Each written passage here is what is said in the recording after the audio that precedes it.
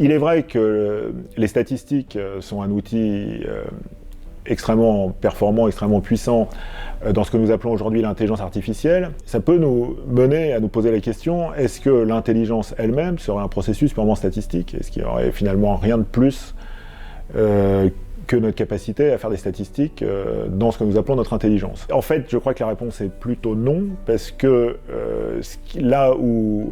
quand nous utilisons aujourd'hui le mot intelligence artificielle, et ça n'a pas toujours été le cas, nous pensons plus précisément aux algorithmes apprenants, aux algorithmes d'apprentissage machine, et il est vrai que dans le processus d'apprentissage, les statistiques sont importantes. Maintenant, la question qui se pose, c'est de savoir si l'intelligence se résume à la capacité d'apprendre. Et c'est une question un peu nouvelle d'un certain point de vue, au sens où, pendant des milliers d'années, nous avons employé le mot intelligence, comme si son sens allait de soi, comme si tout le monde savait ce qu'était l'intelligence. Et il y a un processus que nous observons aujourd'hui, qui est que, à force de vouloir faire des machines qui imitent des comportements humains que nous qualifions de comportements intelligents, comme par exemple jouer à un jeu de société, démontrer un théorème, chercher son chemin dans une ville, traduire un texte, reconnaître une image, eh bien, nous nous apercevons que ce que nous croyons être une notion simple, l'intelligence, est une notion qui est extrêmement difficile à définir, et extrêmement difficile à saisir. Et donc nous croyons savoir ce que c'est que l'intelligence, et maintenant nous comprenons que nous ne savions pas ce que ce mot signifiait, ce qui ne nous empêchait pas de l'employer, mais nous l'employons toujours sans doute à mauvais escient, puisque nous ne savions pas réellement ce qu'il voulait dire. C'est pas tout à fait la première fois dans l'histoire des sciences que les sciences se saisissent d'un mot qui a une signification dans le langage courant et essayent de lui donner une définition plus précise. Et il y a principalement trois possibilités quand ce type de processus se met en place. La première, c'est que, alors que le mot avait une signification extrêmement vaste dans la langue courante, il prend une signification beaucoup plus précise et beaucoup plus réduite dans un cadre scientifique. Donc on peut prendre par exemple le mot de cercle. Eh bien, vous avez le cercle de vos amis, tout un tas de choses qui ne sont pas des cercles au sens mathématique du terme, mais quand le mot est devenu un mot scientifique, eh bien à ce moment-là, il a désigné uniquement un certain type de figure géométrique.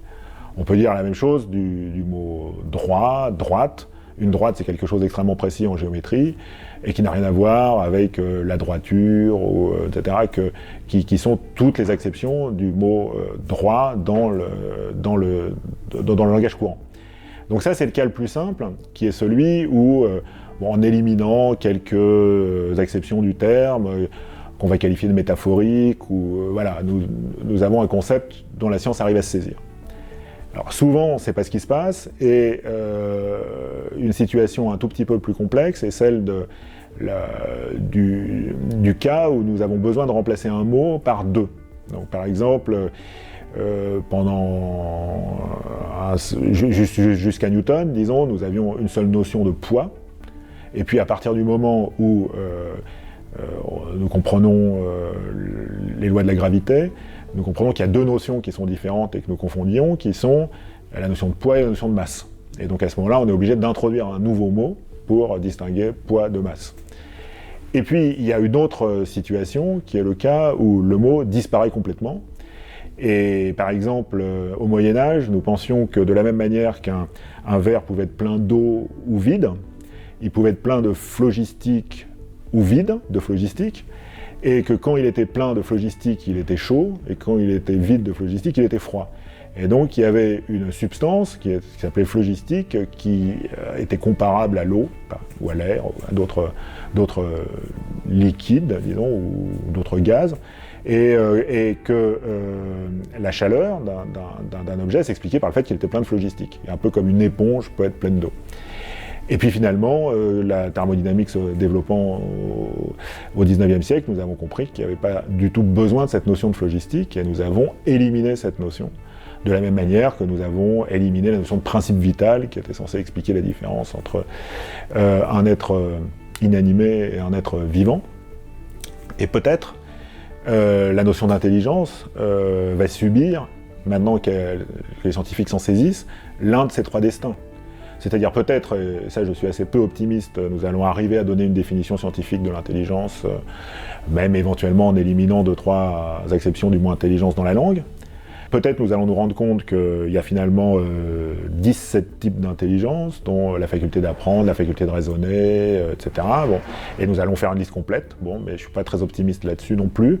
Et j'ai plutôt l'impression que l'intelligence va avoir le même sort que le phlogistique, c'est-à-dire à un moment on va s'apercevoir que nous sommes capables de penser l'être humain sans avoir besoin de recourir à cette notion d'intelligence. Mais bon, je ne lis pas dans le mar de café, donc je ne sais pas exactement quel va être le destin de cette notion d'intelligence. Mais ce qui est sûr, c'est que parler d'intelligence comme si tout le monde savait ce que c'était et que nous étions d'accord sur le concept, c'est aujourd'hui de moins en moins possible. Et c'est peut-être ça, d'un point de vue philosophique, le principal apport de l'intelligence artificielle aujourd'hui.